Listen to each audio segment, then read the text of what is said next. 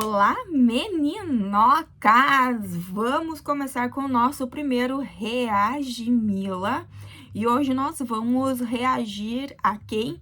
A Ballerina Farm. Se tu não sabe quem é, fica nesse vídeo aqui que eu vou te dizer tintim por tintim quem é Ballerina Farm e por que tem todo esse rebuliço em torno do nome e da vida dela.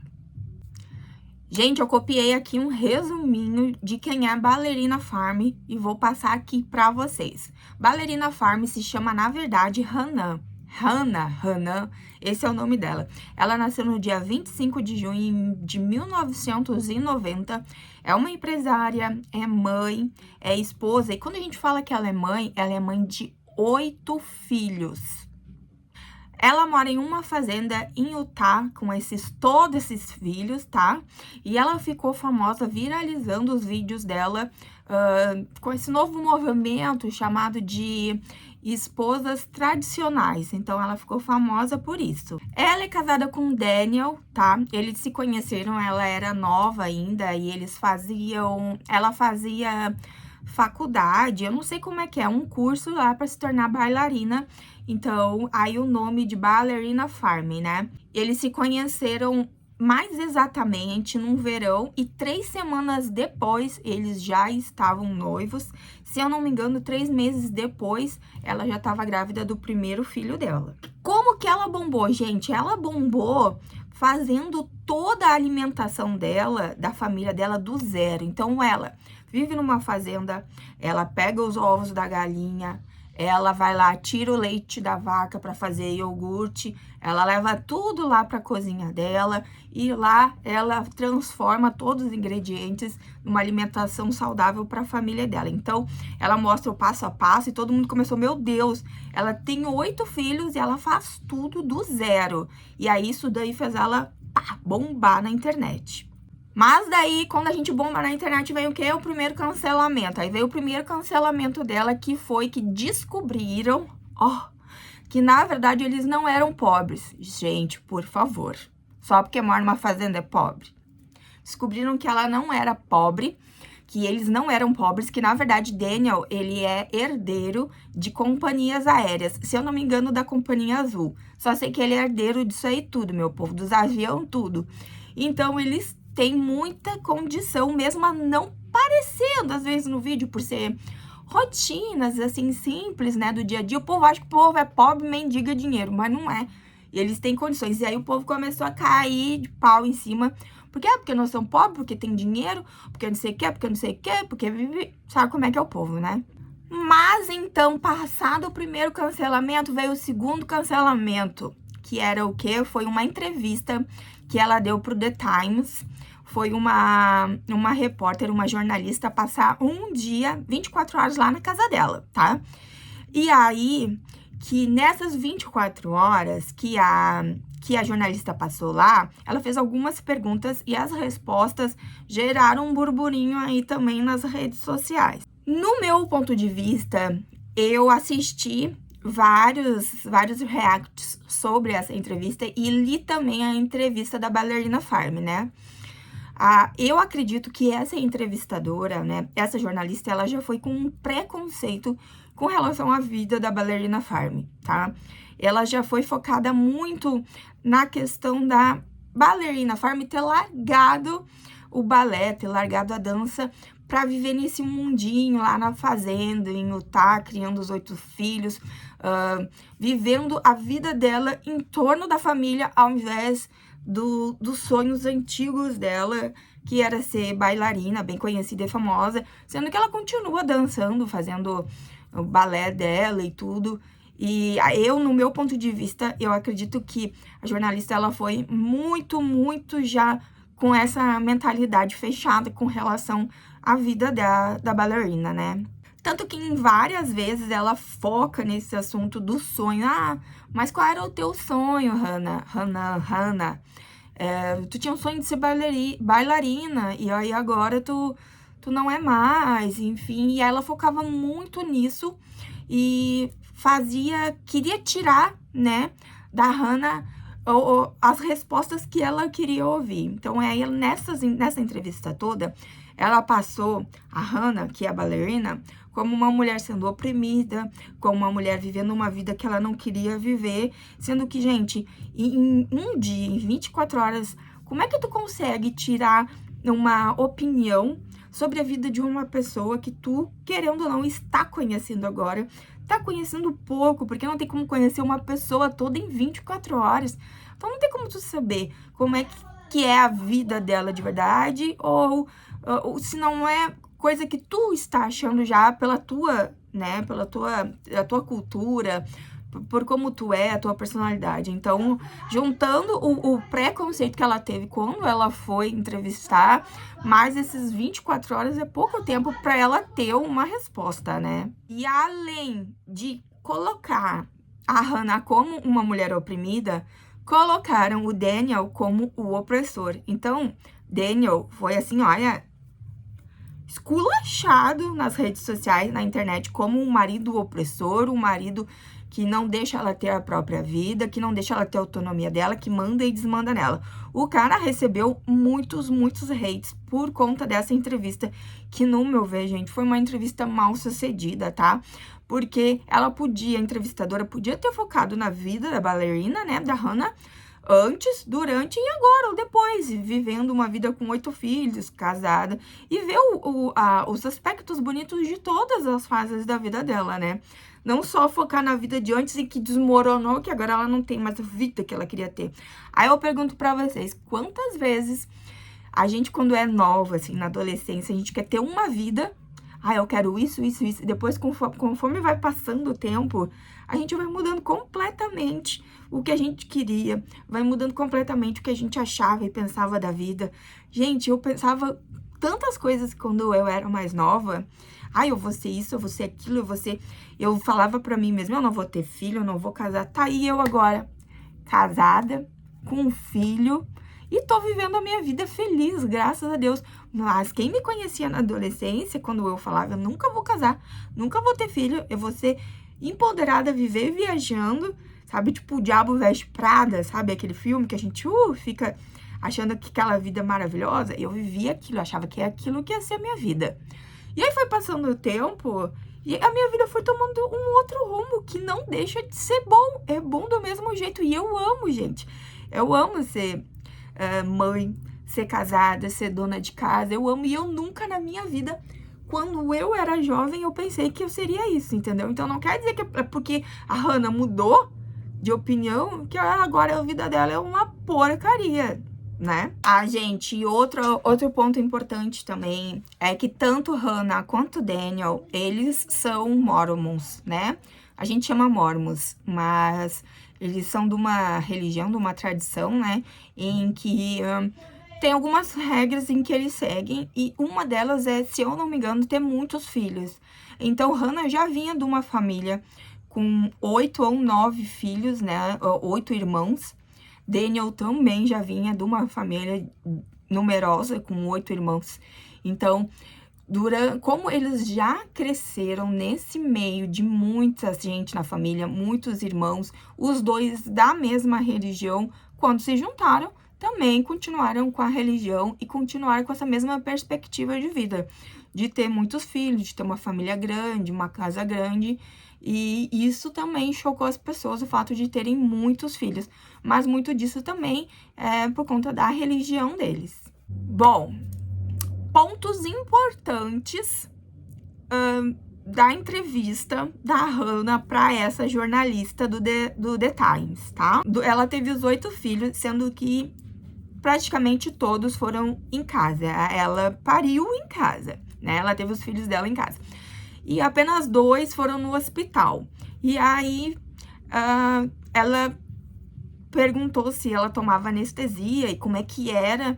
E ela disse que não tomava anestesia. Porém, a jornalista focou nisso de novo, perguntou de novo no momento em que Daniel não estava perto. Porque Daniel é um macho opressor. Ai, gente. No momento em que Daniel não estava perto. E daí a Hannah falou que sim, que a anestesia, né, foi boa, porque evitou ela sentir dor e tal.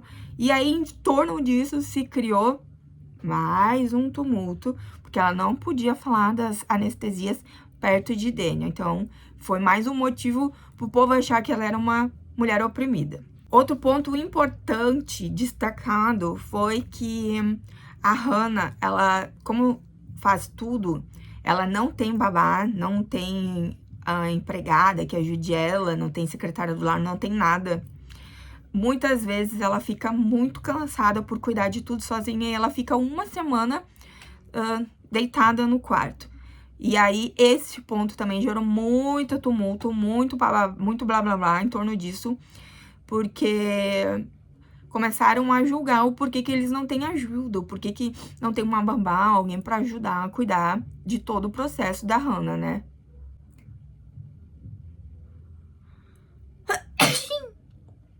Desculpa aí, gente. E agora, não foram muito a fundo sobre essa questão de não ter empregados. Aí elas disseram que tem uma babá que vai uma vez por semana lá, né? Uma moça que ajuda a cuidar dos filhos para eles saírem, fazerem alguma coisa.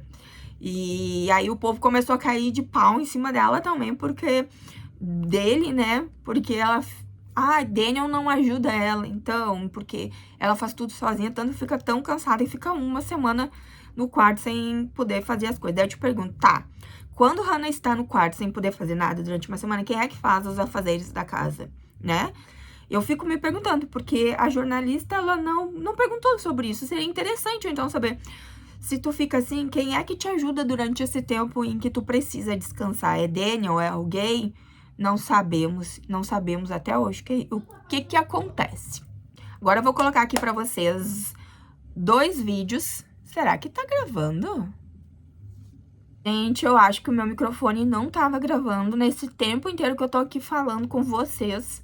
E agora que eu percebi que eu troquei de microfone, eu tava com esse, e aí botei esse, eu vi que esse aqui que tá funcionando.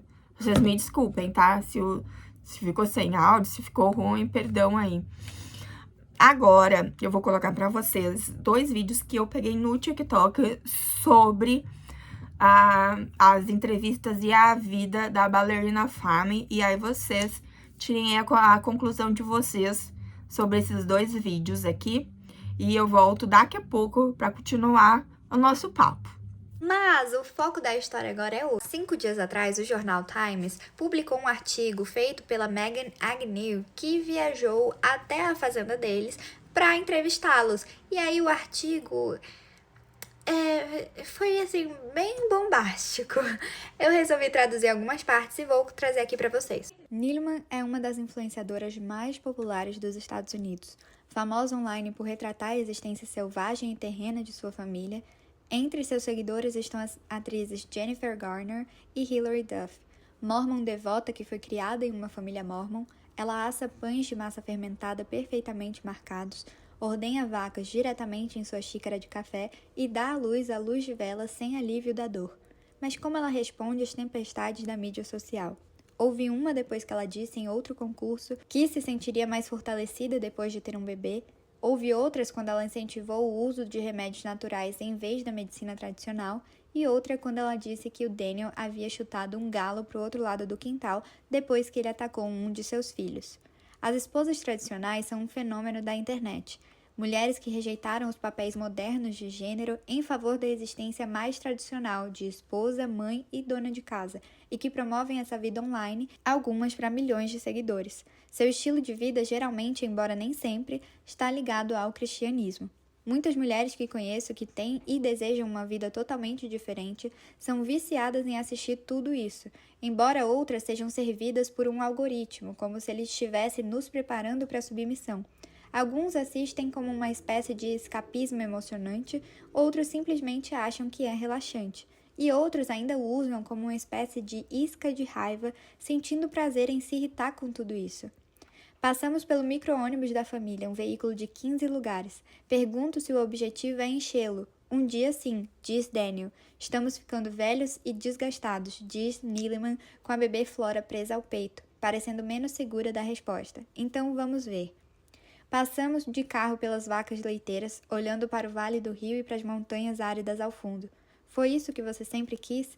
Pergunto quando ficamos a sós por um momento, enquanto Daniel verifica os animais. Não, diz ela. Quero dizer, Ela faz uma pausa. O meu objetivo era Nova York. Eu saí de casa aos 17 anos, estava muito animada para chegar lá. Eu simplesmente amava aquela energia. E eu ia ser uma bailarina. Eu era uma boa bailarina. Ela faz uma pausa novamente. Mas eu sabia que, quando eu começasse a ter filhos, a minha vida ia ser diferente. Niliman era a oitava de 9 filhos nascidos de pais mormons em Springville, perto de Salt Lake City.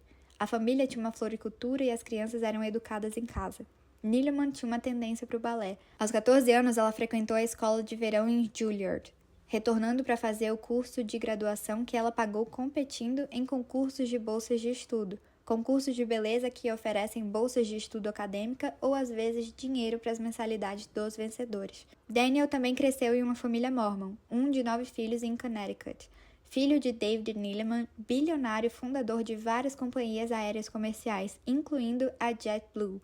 Sua educação era abastarda e suburbana. Foi isso que ele sempre quis? Perguntei quando ele voltou para casa. Sim, diz ele. Eu esperava que a Hannah ficasse mais em casa com as crianças, mas ela disse: eu vi os meus pais trabalhando juntos e, portanto, o que quer que façamos, temos de fazer juntos. Ele tinha 23 anos e ela era quase 2 anos mais nova que ele, quando foram apresentados por um amigo em comum em um jogo de basquete universitário. Eu a vi e pensei, vamos casar, mas ela não quis sair comigo por 6 meses. Um dia ela disse a Daniel que estava pegando o voo de 5 horas de Salt Lake City para Nova York de volta a Juilliard. Ela não sabia que o pai dele era dono da companhia aérea. Então Daniel disse, eu tô nesse mesmo voo, diz ela. Lembro-me de fazer o check-in e eles dizerem, você é 5A e você é 5B. Eu pensei, não pode ser, isso é loucura. Daniel sorri e diz, eu fiz uma ligação. Ele havia mexido os pauzinhos na JetBlue, e assim começou o primeiro encontro deles. Naquela época eu achava que deveríamos namorar por 1 ano antes do casamento, continua ela, para que eu pudesse terminar os estudos e tudo mais. E Daniel disse, isso não vai funcionar, temos que casar agora. Depois de 1 mês eles estavam noivos. 2 meses depois eles se casaram e se mudaram para um apartamento alugado por Daniel no Upper West Side. E 3 meses depois ela estava grávida, a primeira aluna de Juilliard a estar grávida na história moderna. Daniel conseguiu um emprego como diretor da empresa de segurança do seu pai, mudando a sua jovem família para o Rio de Janeiro, no Brasil, onde em pouco tempo ela teve mais 3 filhos. No início ela ainda estava dançando profissionalmente, mas a família acabou se estabelecendo em Utah. Nossos primeiros anos de casamento foram muito difíceis. Nós nos sacrificamos muito, diz ela, mas tínhamos essa visão, esse sonho e... Daniel interrompe, ainda temos. Que tipo de sacrifícios? Eu lhe pergunto. Bem, eu desisti da dança, o que foi difícil. Você abre mão de uma parte de si mesma. E Daniel desistiu de suas ambições profissionais. Olho para a imensidão e não concordo totalmente. Daniel queria viver na grande região selvagem do oeste, então eles viveram. Ele queria cultivar, então eles cultivam. Ele gosta de sair à noite 1 vez por semana, então eles saem. Eles têm uma babá nessas noites. Ele não queria babás em casa, então não há nenhuma. O único espaço destinado a ser de Neeleman, um pequeno celeiro que ela queria converter em um estúdio de balé, acabou se tornando a sala de aula das crianças. Apesar dos aspectos mais tradicionais do seu relacionamento, Daniel é um pai prático que leva as crianças para a fazenda e lava toda a roupa. As crianças também parecem cuidar muito bem uma das outras, são tantas que parecem ter se tornado uma entidade quase autossustentável. Ainda assim, diz Daniel, Neeleman às vezes fica tão doente de exaustão que não consegue sair da cama por 1 semana. O quarto também foi onde ela teve seus filhos, com exceção de Henry e Martha, que nasceram em um hospital, um fato que não escapou a alguns de seus seguidores. Depois disso, eu pensei, tô pronta para voltar para casa, diz ela. Adoro tê-los em casa, é tão tranquilo. Ela também deu à luz a eles sem alívio da dor. Nenhum, ela balança a cabeça. Por quê? Não sei, mas nunca gostei de tomar, ela se interrompe, exceto com a Martha. Eu tava com 2 semanas de atraso e ela pesava 3 quilos e o Daniel não tava comigo. Ela baixa a voz. No momento, Daniel tá fora da sala atendendo a um telefonema. Então, eu fiz uma epidural. E foi uma experiência incrível. Onde Daniel estava naquele dia? Pergunto. Era o dia do envio das caixas de carne e ele estava cuidando da equipe. Mas a epidural foi ótima? Ela faz uma pausa e sorri. Foi meio que ótima. Os Neelemans têm crenças mormons muito firmes, que eles mencionam muito mais pessoalmente do que online. Parece que não consigo obter uma resposta de Neeleman sem que ela seja corrigida, interrompida ou respondida por seu marido ou por uma criança. Normalmente, estou lutando contra publicitários de Hollywood. Hoje, estou enfrentando um exército de crianças pequenas que querem a mãe delas e um marido que acha que sabe mais. E os vestidos de lantejoulas? Bem, eles costumavam ficar no armário do quarto dela, mas com todas as suas coisas, e as de Daniel, Henry, Charles, George, Francis, Louis, Martha, Mabel e Flora, o armário ficou tão cheio que não havia mais espaço. então Daniel os colocou na garagem. Yeah, it's true. Vou dar minha opinião sobre a matéria polêmica da Ballerina Farm no The Times. E a polêmica da vez é que essa jornalista foi lá pela primeira vez, né? Elas receberam uma jornalista na casa deles pra ver um pouco do dia a dia deles.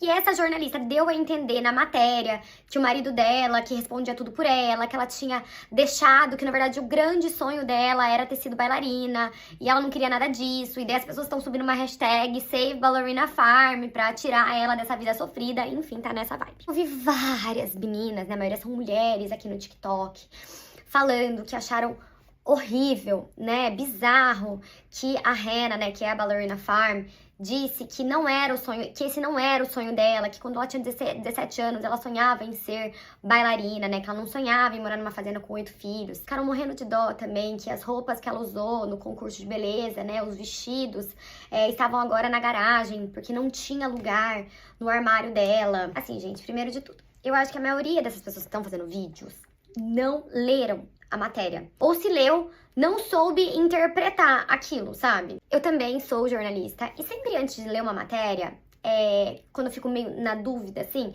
eu vou pesquisar sobre quem escreveu, sobre a jornalista. Então eu pesquisei sobre essa jornalista da matéria. Porque, na minha opinião, claramente, ela já entrou ali naquele mundo com não um pé atrás, mas 2 pés atrás, achando tudo muito bizarro. Porque, assim, a jornalista em todo o tempo, ela tá chocada que a Hannah ficou a entrevista inteira, tipo 4 horas, com o filho nos braços. O choque. Um bebê de meses querer ficar o tempo todo no colo da mãe. Chocante. O que as pessoas estão mais dramatizando foi a questão, né, que quando a jornalista perguntou pra ela se aquele era o sonho dela, aquela vida era o sonho dela, e ela disse que não. Que quando ela tinha 17 anos, ela foi pra Nova York e ela sonhava em ser bailarina e que ela era uma ótima bailarina, mas que depois que ela teve filhos, ela sabia que a vida dela ia mudar. Gente, se vocês perguntassem pra Luísa, 17 anos, se eu sonhei com essa vida que eu tenho hoje, provavelmente eu diria que não. Eu sonhava em ser uma atriz de Hollywood, gente. Eu sonhava em viver viajando o mundo. E eu interrompi tudo isso pra ser mãe, pra ter uma família, e tá tudo bem. Antes de falar e dar opinião e criticar alguma coisa, as pessoas precisam entender com um pouco mais de profundidade. Porque as pessoas têm muitas camadas. Não dá pra gente julgar a vida do outro a partir da nossa visão, entendeu? Porque pra mim também é estranho a vida da Hannah. Eu acho bem estranho. Mas pensem bem. A Hannah, ela é mormon, tá? Ela é de uma família mormon. Então, assim, não tão achando que o marido pegou essa pobre menina indefesa, levou ela pra fazenda, fez ela ter um monte de filho e agora ela não consegue sair. É mais ou menos isso. Mas, assim, a Hannah, ela sabia onde ela estava se metendo. Por quê? Porque ela também é a 8ª filha. Acho que ela tem, tipo, 10 irmãos. Ela posta, às vezes, a irmã dela acho que tem 10 filhos. O marido também é de uma família mormon que tinha também 10 filhos, 9, entendeu? Então, assim, faz parte da cultura deles, faz parte da sociedade que eles estão inseridos. Então, ela deve olhar para nós, mulheres modernas, de famílias que têm filhos únicos, né? Que moraram em apartamento com filho único, sem correr por aí, enfim, essa sociedade mais individualista, e ela também deve achar a gente bizarro, entendeu? Sobre o marido, a minha opinião. Eu acho que a jornalista já tava com o pé atrás em relação a tudo, né? E eu acho que o marido tem essa personalidade mais dominadora, tudo. E a Hannah, me parece, até pelas redes sociais já, que ela tem uma personalidade mais, tipo, na dela, entendeu? Uma pessoa que fala menos. Até se você vê nas redes sociais, ela não é uma pessoa super expansiva, né? Então, eu acho que tem uma coisa de personalidades ali. O marido claramente tem uma personalidade mais dominadora, mas eu não vejo, assim, eu, Luísa, não vejo como algo que estão falando, tipo, algo abusivo, nem nada disso. Porque, assim, mesmo com todos os pés atrás, essa jornalista, a todo momento fala que o marido ajuda na casa, ajuda com as crianças, ajuda a lavar roupa, enfim. Vocês vão falar, nossa, mas não faz mais que obrigação. Sim, gente, mas assim, não precisa olhar muito longe, né? Pelo menos aqui no Brasil tem muitos homens que não fazem nada disso, né? E pelo contrário, a mulher trabalha, faz tudo tal, e o homem não ajuda nada em casa. Então, assim, deveria, mas muitas vezes não é. Voltando ao nosso papo, outra coisa que eu me lembrei, que gerou também bastante burburinho, foi porque a Hannah, ela já ganhou vários concursos de beleza, inclusive ela esteve num concurso de beleza 12 dias após ganhar o seu, eu acho que era o 8º filho, né? Não sei se é o 7º ou o 8º, se eu não me engano era o 8º filho. 12 dias depois ela já estava lá, concorrendo num concurso de beleza linda e maravilhosa, e muita gente também começou a criticar, porque tudo é motivo de criticar, em vez de elogiar, linda, maravilhosa, isso aí. E isso também é ser uma mulher empoderada, né? Poder fazer suas escolhas, querer ir lá, mesmo depois de 12 dias de ter dado à luz, ela tava lá, linda, maravilhosa, gente. Isso aí gera tumulto. Claro que eu não vou me comparar a ela, sendo que a vida dela é totalmente diferente da minha. Então, teve muitas comparações, as mulheres começam a se comparar muito, mas não tem comparação, gente. Eu, por exemplo, eu fui voltar a ter o meu corpo meramente normal depois de 1 ano que o meu filho tinha nascido.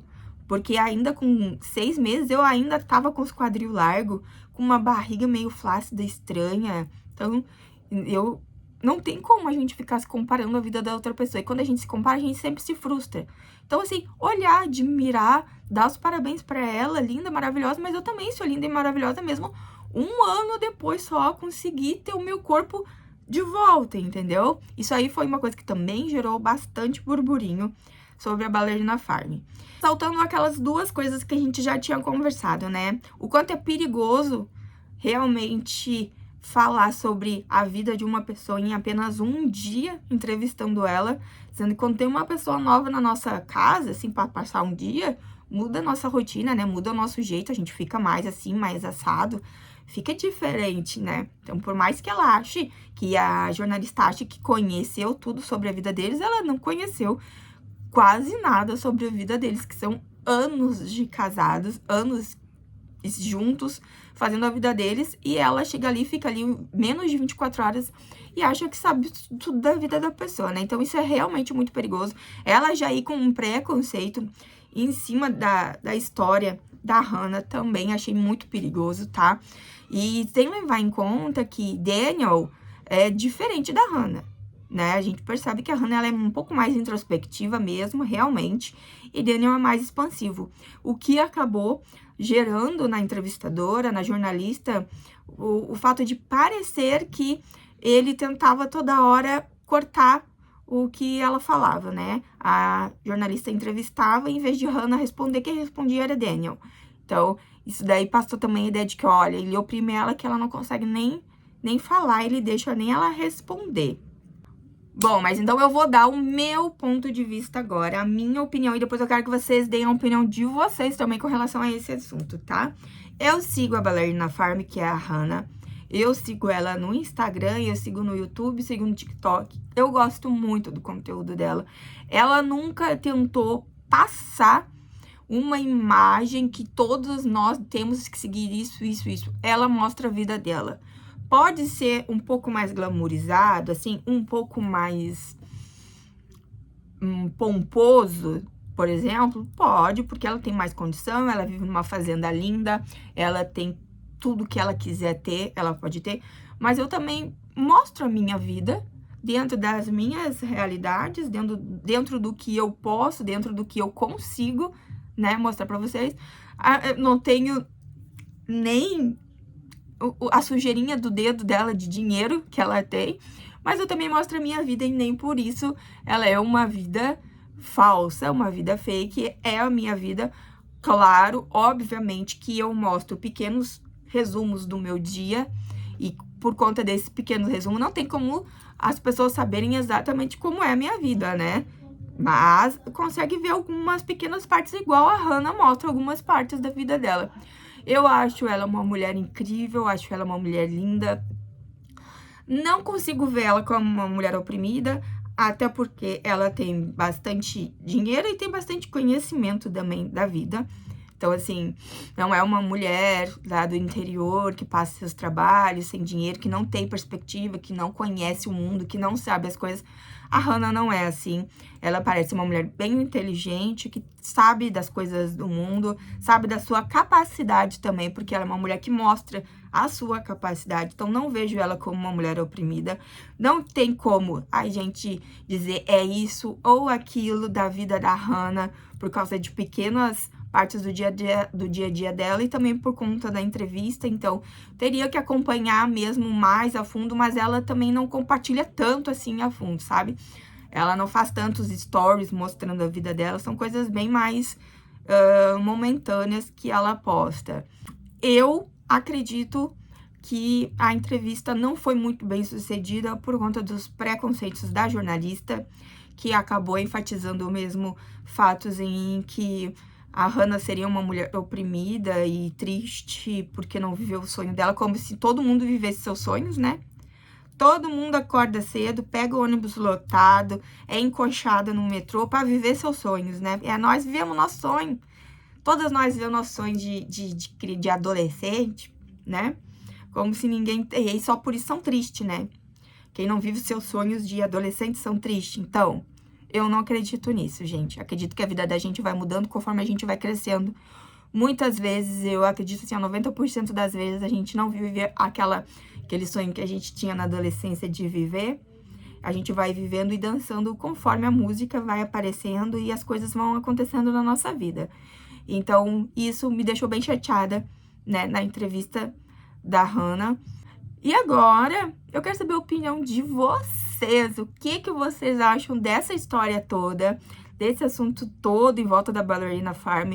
Eu sei que tem gente que acredita que a vida dela é tudo uma mentira, é tudo encenação pra filmar e aparecer. Tem gente que se inspira, que adora os vídeos dela. Então, eu quero saber de vocês. Deixa a opinião de vocês pra mim. Deixa aqui nos comentários. Não esquece de curtir, de comentar, de seguir e ativar o sininho. Esse é nosso primeiro Reage Mila. Eu espero que vocês tenham gostado. Conforme eu vou fazendo, eu vou melhorando mais ainda esse Reage Mila pra vocês, tá bom? Muito obrigada por vocês estarem aqui. Eu amei fazer esse vídeo. Até o próximo vídeo. Beijos!